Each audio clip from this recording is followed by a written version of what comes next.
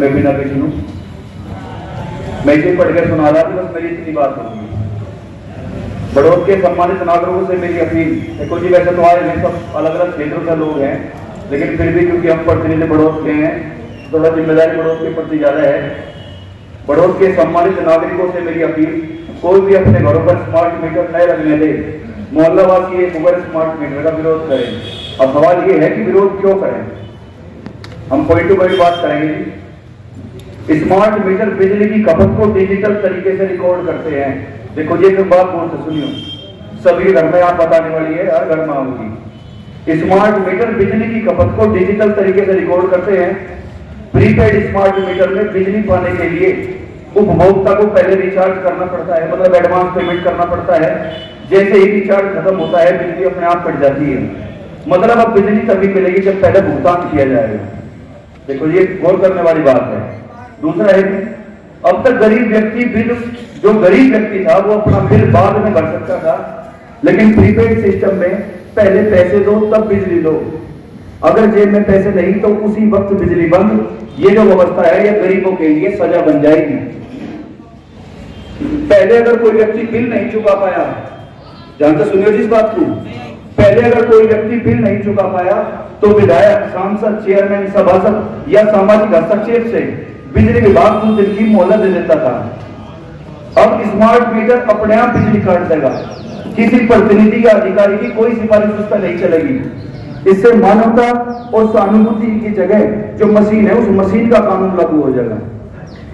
अगला है जी, कई जगहों पर मीटर की जो गलत रीडिंग है, तेज यूनिट कटना, नेटवर्क फेल होने से बिजली स्वतः बंद हो जाती है, उपभोक्ता को तत्काल समाधान इसका नहीं मिल पाएगा।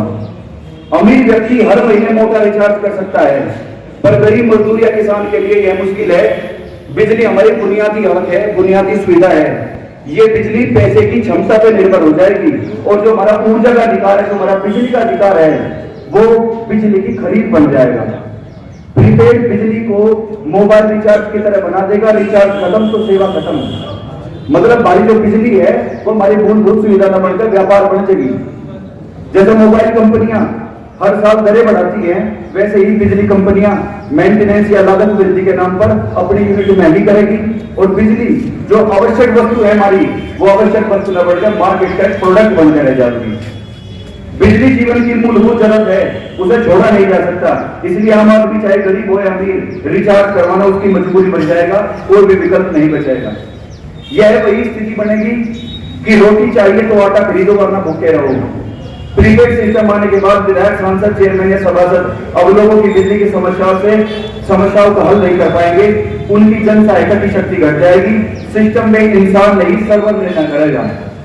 स्मार्ट मीटर व्यवस्था बिजली कंपनियों को पूरी तरह निजी कॉर्पोरेट कंट्रोल की ओर ले जाती है। जब उपभोक्ता सीधा कंपनी से रिचार्ज करेगा तो सरकार का जो सामाजिक नियंत्रण है वो घट जाएगा। स्मार्ट मीटर की खरीद का खर्च भी आप लोगों से ही लिया जाएगा।